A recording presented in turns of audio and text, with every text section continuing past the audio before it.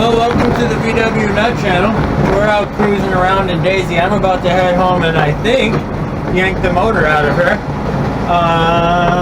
But let's take a little ride. She's running really good.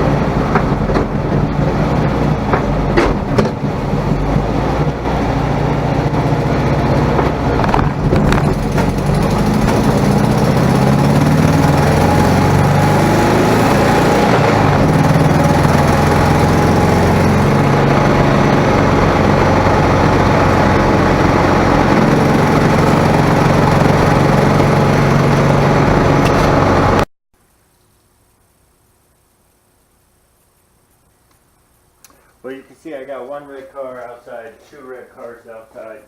Let's bring some red cars inside. Right.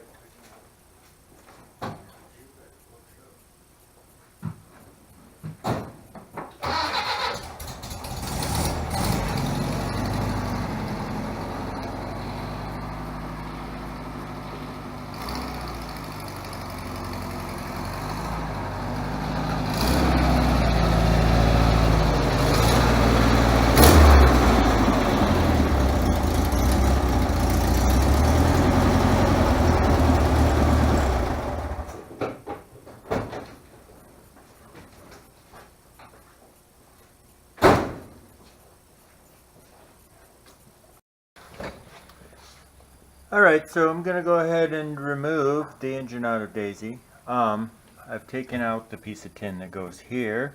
I have disconnected the power wire to the coil from here and disconnected the wires to the voltage regulator from here. Also disconnected the battery. So now I got to take the and the throttle cable. So the fuel line, which is right here.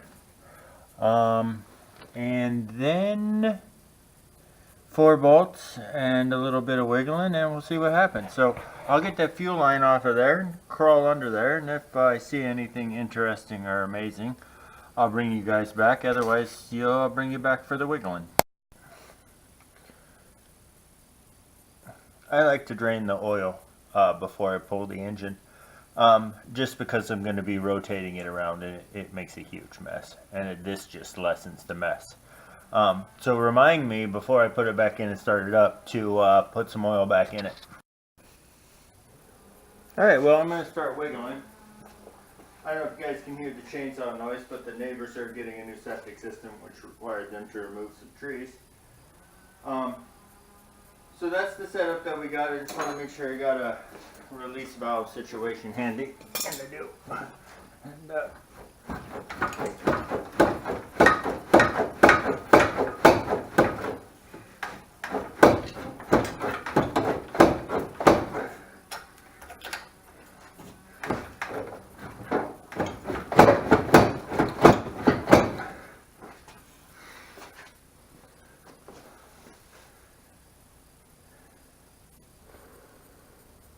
well, a little bit more wiggling, nothing too exciting for you guys. I didn't use any magic tricks, just some wiggling. Now I got to get underneath with the other jack and jack the body up off of the engine so I can slide it out from under there, and we'll go from there. Alright, so what you see I've done here is taken this here horizontally opposed 4-cylinder and removed it from the rear of this Volkswagen named Miss Daisy. Let this back down nice and easy.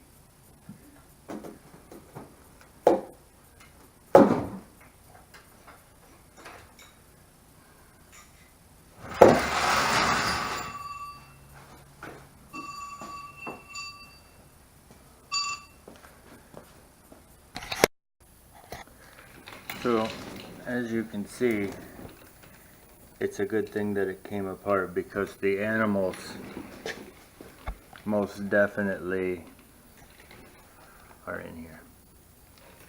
Probably not anymore. I've been running it, but it's a good thing it came apart because chances of it actually cooling the way it should, you can see that there's remnants in the fan. Probably not very good. For those of you sensitive to noise, you should plug your ears or turn down your volume now. This is an air ratchet, and I'm going to use it to remove the pressure plate and clutch.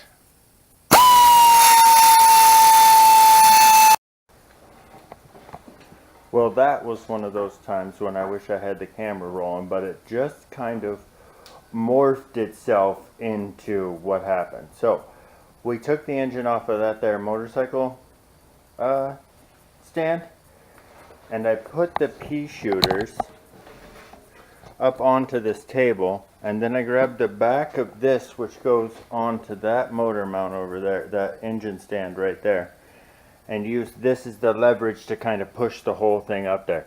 It happened in about 2 seconds, and if I ever decide that I'll do that again, I'll bring you guys along. You can clearly see it's on the engine stand, so I'm going to start by taking off this here tin, the fan shroud. I gotta take the clamp off of the generator, and it looks like one wire off of the generator or off of the voltage regulator. That can actually, all that can stay because it all comes as one piece. So that's where we'll start. It's just 2 screws, one on each side, one here and one over here, and then it should wiggle loose after you get the strap loose. In this particular instance, to get this generator strap to go back far enough, I need to take the screw out of the ground for the generator. Duly noted. Once I took the ground off right here, I slid the band clamp back, and I put the ground screw back in to kind of help hold that clamp back out of the way and to remind me that I need to ground it. Alright, so you see we're inside the cylinder head tin here. You see all that crud that's down in there. That's where the animals were living.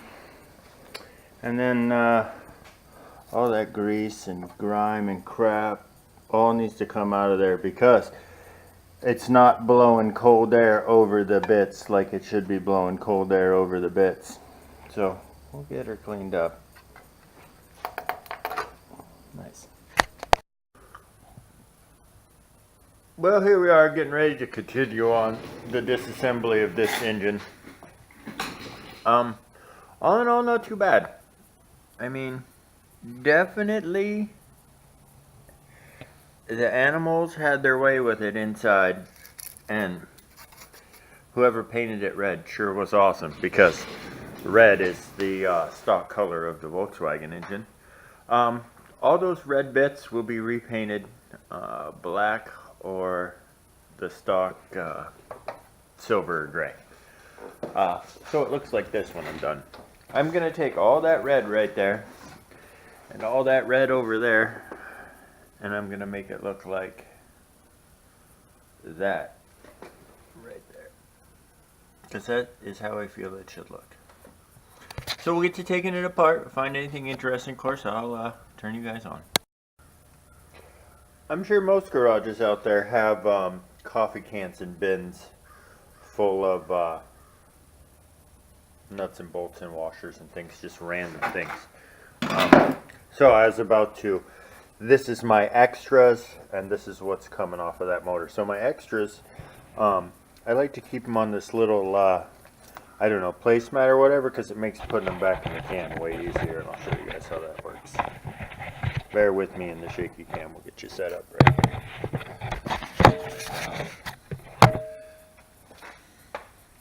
Yeah, that'll work.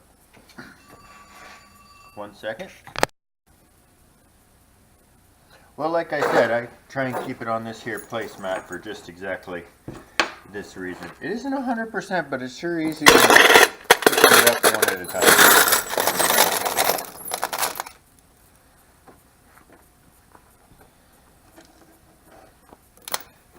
And if you have one of these, you know you dump it out about 8 times a day, seems like. Well, here's where we're at now. We valve covers off, got the exhaust off. The exhaust studs aren't in horrible condition. I wouldn't say they were great. We could probably fix them a little bit. I did break this one right here, but if there's enough there, I'll probably be able to get that out. And moving right along, we'll get the tin off of there, pull the heads off of there, the rocker arms, the push rods and push rod tubes can all come off of there and go into the metals recycling. Alright, if I find anything great, I bring it back. There are lots of reasons why I decided to pull this engine out even though it was running and driving, and clean it up. And all this garbage right here is from the animals and from sitting, and all that will cause the engine to run hot because the air is not blowing over the fins to help keep it cool. And when it runs hot, the valves and everything suffers, the oil, everything. So we'll get her cleaned up and I'll bring you guys back. Well, it looks the same on this side as it did on the other side with the animal debris. So those heads yanked off of there, hopefully without pulling any studs, but whatever happens, we have the technology to fix it. So we got the rocker arms and push rods out of there and on the shelf right here. All of that looks pretty good. I didn't check any of the push rods to see if they were bent or out of round or anything, but for the most part there's no severe damage in there. Well, we got this side. The head came off and the cylinders, they don't look horrible. The cylinder walls, at least the one that I can see right there, doesn't look too bad. The end plate on this motor wasn't too bad either. I don't know how many miles. We'll get her freshened up and we'll move on to the other side. Well, that's it for engine removal and teardown. So we'll call this a video, and I'd like to thank you guys once again for the comments and the support and the thumbs up and coming along with me. So we'll see you on the next one.